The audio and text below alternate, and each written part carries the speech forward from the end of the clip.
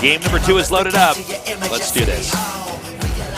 In the upper left, in the yellow, our Terran player.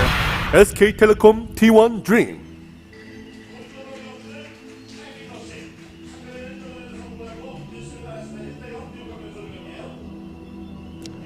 In the bottom right, in the red. My Insanity Rain. Yeah. By the way, the people who go into the round of 8, of course, are seeded into next season. We're redoing the seeds after that one season where we kicked everyone out.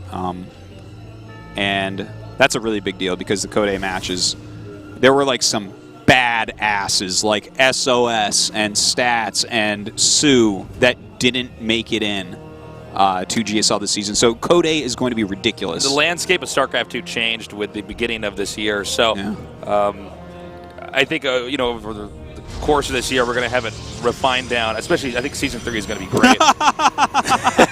I love it. Excellent. And that is 2 more GSL coins. Yeah, man. It's pretty sick. From our French fan down there. Yeah. And our toast. Yeah, the thing is, there's only one for the first 3 games, he had a love tasteless sign, and they just wouldn't show it on the camera. So it was really smart of him to switch over. I was going to say, if you've watched our cast enough, you know what happens when France comes up. That's when I go, did you guys know I was born in France? Oh, yeah. God, that's so funny. Like, do you speak French? You're like, oui. Yeah. More GSL coins. Ask me if I speak French. No. How do you speak French? No, ask me if I speak French. Hey, Artosh. You're just so bad today. What do you mean? I just asked you if you speak French. Do you speak French? No, you said, how do you speak French? No, I said, do you speak French? Well, now we're messing up my joke. Let's try it again, okay? All right. Go ahead, ask me. Hey, Artosis, do you speak French? Terran is so overpowered. It's so overpowered. See, that was great. That was worth the wait. Yeah. Oh no, that was really good. All right, so going for a Scouting Reaper, and Rain actually is going for something a little bit cheekier. He's got 2 gas. He's proxied a Pylon. I believe it looks like he wants to go for an Oracle. Did you notice that his waypoint made the Big Dipper back there? Did it? Whoa. It looked like it. Uh-oh. Well, oh my God, guys, Rain has gone to the dark side. Yeah, in fact, his probe is going to see this Reaper coming. And if the Reaper sees the probe, if the Reaper goes to the Watchtower, I feel like then he's going to know that there's something proxy. Why would a probe be there? There's no reason. This is a game where there's been an angel and a devil by the shoulder of Rain, and this time he went with the devil. He's going with the cheese. Yeah, I'm confused why he actually left that probe there, because that just tells you that there's a proxy. If he had just gone home with the probe... Peekaboo, nerd! The way that this Reaper was rallied, or waypointed, he wouldn't have seen this yet. Like, maybe he finds it eventually, but he would not have seen it. That's so weird that he just left the probe there like that. Maybe... I don't know. Maybe he wanted to, like... He wants to add gates and do like a 3-gate Oracle all-in or something. I don't know, man. I'm sad, though. I really want Rain in the next round. Well, the CC's going to finish just in time before that Oracle gets there. To note, he goes right into the heart here because in order for this to be effective, you have to interrupt the SCV mining. And he's going to actually stop this turret from being made, it looks like, as long as it's... Oh! Hey. Is that some SCVs or is that some SCVs?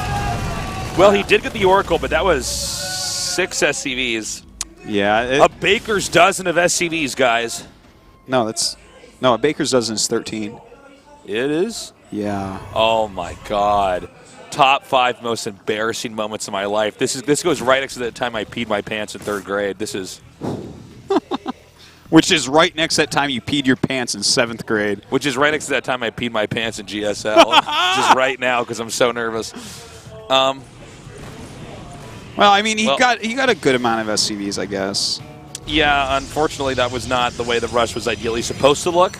No.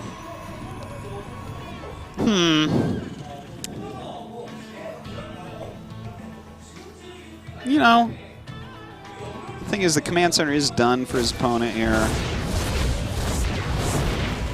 Huh.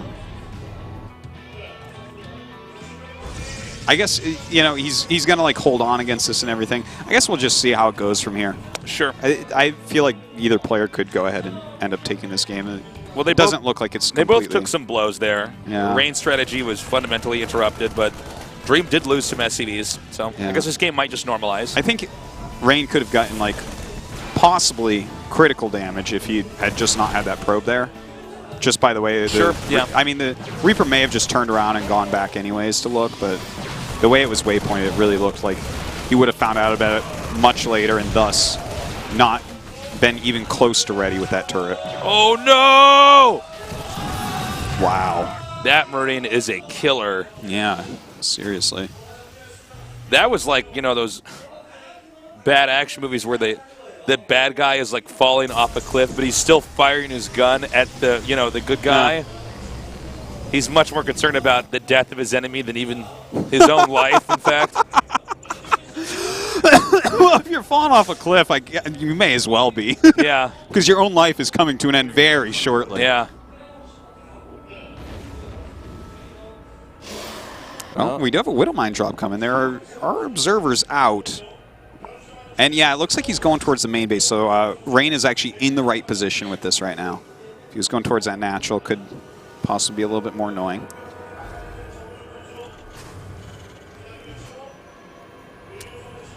Well, let's see if he actually does shoot in now. Sometimes the Terrans wait until they see the Protoss actually out on the map to do this. Yeah, I would say this time he's going to probably shoot right in, but he might just bring another medevac down and try to hit the front, and then because it's always better to do two things at once.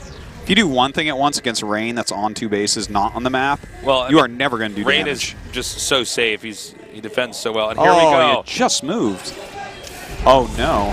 Oh, he could actually get Three. three. Nicely done. Yeah, that was... Rain was just slightly sloppy. We saw him try to micro-probe back to take the whole hit, but it just kind of... Sometimes when you're clicking like that, if they only get one probe and you kill that Widow Mine, they turn to not get value out of that. Yeah. So 3, though, is a little bit better. it's fine. Well, plus the interrupted mining time. Yeah. Even though it's not a lot. I mean, Plus the you gotta Nexus add that cannon. in. Yeah, sure. That's actually something that can be important. We'll see if it ends up being, but sometimes you don't have the energy when you want it. We do have a Twilight on the way. A Colossus already started, so he's getting into some pretty safe and a good area. Like, he's going to have his splash. We don't have any forge upgrades yet for him, so that could be something a little bit scary. But it looks like I think there's no way for him to really die anytime soon, so that's good. And in fact, he is going to start at least one forge here. Okay, he's going to come out here now with the 3 medevacs. And we'll have to see if Rain is in position or not. That's all it's going to boil down to. Thermal Lance, Blink on the way. And Terrence taking his 3rd base. Dream in good shape so far. Yeah, Dream's playing this quite well. Don't have really any complaints about the way he's played this game. He's just going to have this preventative play to delay the 3rd base. Ah. This is not actually, No. at least so far, it looks like it's not actually going to be a drop. I wonder when Rain's plan is to take that 3rd base. Because he might not even take it too soon. Well, he's getting cannons now. If he's making cannons, that means it's more likely he's getting ready to take it. Yeah. Because that means he wants to move his units around a little bit more. That's just how Rain generally Either that or does he's it. really bad and he's just making cannons. And Yeah, that could be it. that could be. He's just really bad. He makes cannons in his base and sits there on 2 bases, you know. Stim is almost done here, which is probably going to be the moment that Terran pokes. Uh-oh.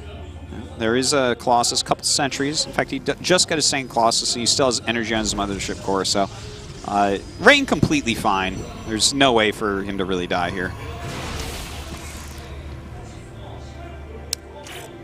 Well, so far what Dream's doing is working, actually. Protoss is not on a 3rd base. Terran's 3rd command center is nearly finished. And it's a flexible way to play the game. I mean, the advantage of just having a lot of medevacs here, even if Terran Protoss does move out and tries to reclaim this 3rd base location, you just drop the main. Yeah, it's actually very hard to split correctly when from both sides, really. Like, where exactly you go with how much. And that can be a very tough choice. See? Protoss. Ooh. Well, he's actually trying to come in and do some real damage here. He's not going to Oh get a Colossus. We don't see any force fields here. Okay, a good time work goes in. Oh my god, he doesn't get the Colossus. Ooh, he gets one. It's not the one with a lot of units. But, okay, that defense was good enough by Rain. Yeah, nicely done. Armor just now finishing here, so the next attack that they have full on is going to be pretty strong here for Protoss. Again, though, Terran base is finished over here, and being mined from, whereas Protoss has just started to be warped in. Yeah. So, this is where, okay, Rain does throw down his third now. This is like where Rain has weathered the storm. And, you know, like, basically the early parts of the game is over. The next thing he must be worried about is a gigantic attack with possibility of the boys being pulled along. Yep. And, you know, since he's actually, he's skipped going for, like, Psystorm. He's actually going up to 5 Colossus right now, which means a boys pull definitely could be a little bit scary. I love that. We call it pulling the boys. No. That's what it is. It is. It captures the idea perfectly. Is that Maro who said that first? No, that was Sho. Sho, excuse me. Yeah. Who's now a Hearthstone pro. Yeah. Well, we have more Vikings coming out here. Pressure really mounting here for Protoss. Now, remember, all those Colossi survived, so if Protoss gets the right force fields up and gets a few shots off, they can hold this. Yeah, yeah. The the boys are boys. being pulled. Not every single boy, but a lot of boys. So if he holds this, he's really good. Let the boys out. Thanks, Diesel. Yeah, that's why they pay me the big bucks, Artos. He doesn't yet. Okay, this is a great set of force fields. Buying himself any time right now is really good and important. He almost has a Time Warp. Time Warp is super important against stuff like this.